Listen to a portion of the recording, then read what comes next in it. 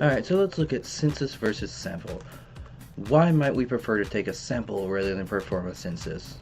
The first reason is that the measurements that require destroying the item. For example, maybe you're trying to figure out how long batteries would last. Okay? If you had to use a census, you'd have to destroy every single battery ever made. Another example would be the safety rating of cars. You'd have to end up crashing every single car that you make to end up doing it. In both of these cases, it's a lot better just to take a sample because then you're not destroying every single item that you're making. Alright, the next thing would be anything that is difficult to find the entire population of. For example, the length of a fish in a lake. Right, you're looking at the average length of every fish. You'd have to catch every single fish in that lake. It pretty much is impossible to do, to actually figure out, and then maybe you'd even release it and you catch something twice. Okay.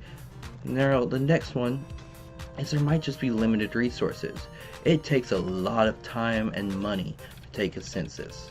The United States does it every 10 years, and every 10 years they're using a lot of money to end up catching every single person's information. Now, there are ways to take random samples. Alright, here's just a couple of examples. The simple random sample, or we normally will abbreviate it as SRS. Stratified random sample, cluster sampling, systematic sampling. Alright, so now let's look at what the simple random sample entails. It's a sample of the size n, or a sample of size n is selected from the population in a way that ensures that every different possible sample of the desired size has the same chance of being selected. So again, you're just randomly picking through it. Again, there's a reason why it's called a simple random sample. Right. A simple random sample does not guarantee the sample is representative of the entire population. Now, if you do it correctly, you end up getting a good chances of it, right? But a sample doesn't work to make sure that it's a guarantee of the population. You could just be lucky and pick all of the large people if you're talking about average weight of Americans, right? So again, there is chances of it, but there will be ways that we will end up talking about how you can gather the data and make sure you eliminate those rare chances that it's either too large or too small for the population. Now, here's some possible ways to create a simple random sample. Right. First off, you could randomly pick names from a hat. Okay, and again, it's randomly picking. You have no control who you are picking. You just put the names in the hat and they're pulled out. Right.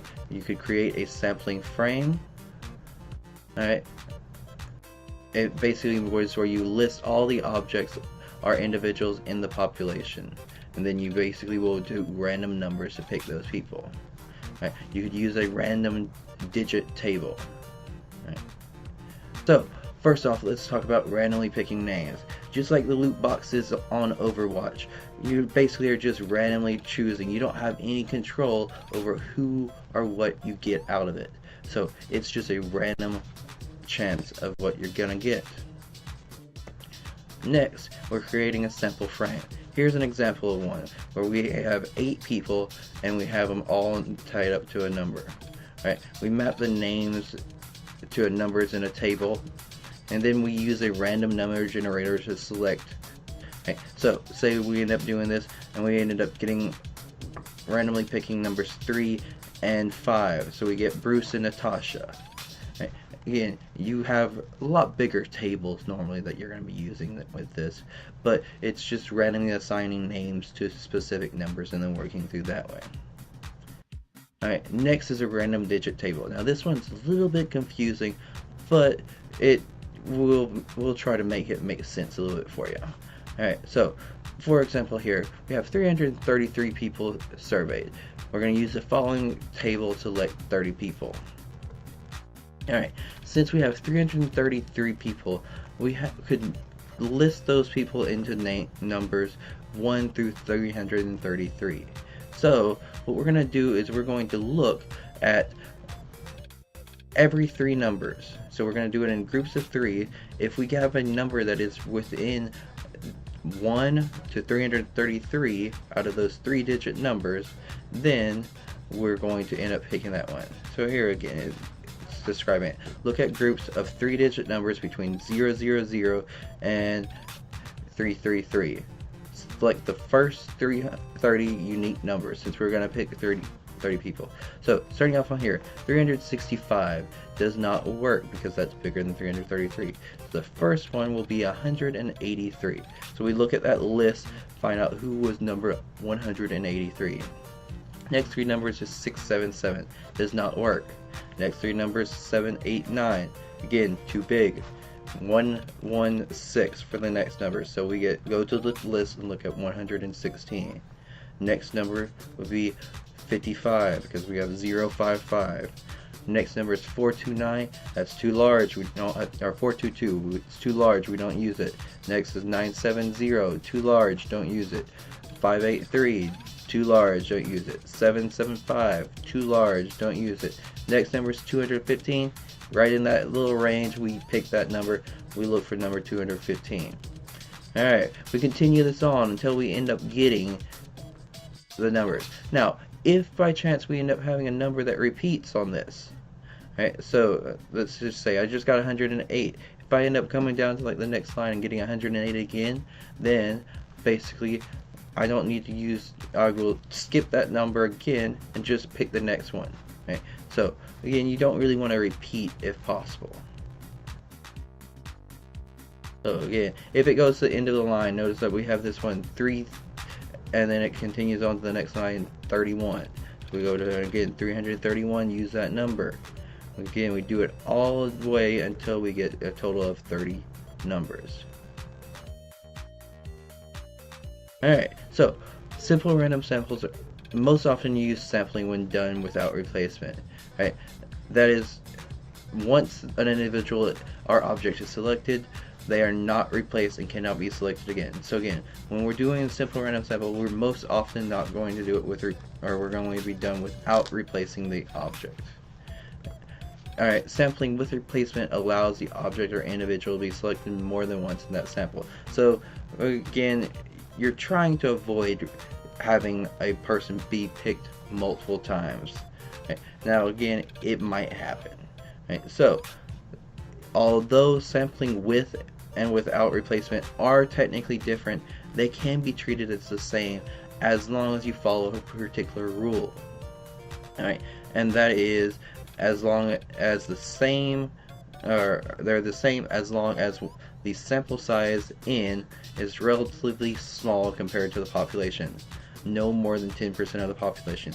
So as long as, let's say we were trying to sample everybody in America, if we end up having 1,000 people in our sample, that is less than 10% of the population. So we would check off, and with our simple random sample we find. But it has to be less than 10% of the population if we are sure that we aren't repeating, or we aren't sure that we're repeating the values. Now, we're going to also look at this next part. We're going to look at the stratified random sample. Alright, so on a stratified random sample, the population is divided into non-overlapping subgroups called strata. Alright, these strata groups are similar, alright, based upon some characteristic of the group members. Right. Simple random samples are selected from each stratum. Alright, so sometimes it's easier to implement and is more cost effective than simple random sampling. Okay. Again, basically with this one, you're grouping it into it. It does make things a little bit more sure that you aren't just picking everything that's large or small. Okay. Now, sometimes this allows more accurate information or inferences about the population than a simple random sample. Okay, so stratified is a little bit better in trying to make sure that you are looking at the entire population as it is. Now, the next idea is a cluster sample.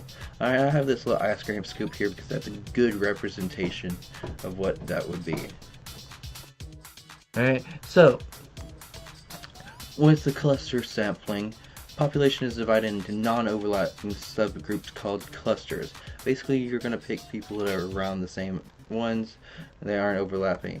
Randomly select you randomly select the clusters, and then all the individuals in that cluster are included in the sample.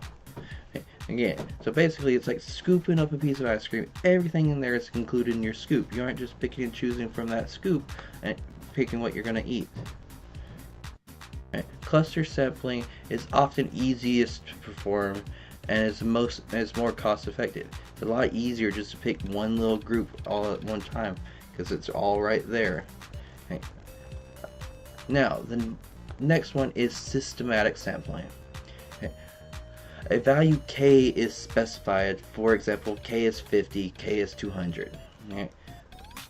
One of the first k individuals is selected at random. So say you had 50, you randomly select 30. Right? Then every person after that 30, so if it was k with it would be 30 plus 50. So be number 30, and then it would be number 80, and then it would keep on going until you get to the end of the the sample that you had taken originally. Now this method works reasonably well as long as there are no repeating patterns in the population. So it would be kind of bad if every 30 people were, let's say, basketball players and were 6'5", and you're talking about the average height of people in America. It's not really going to be that good for every 30th person in there to be basically the same.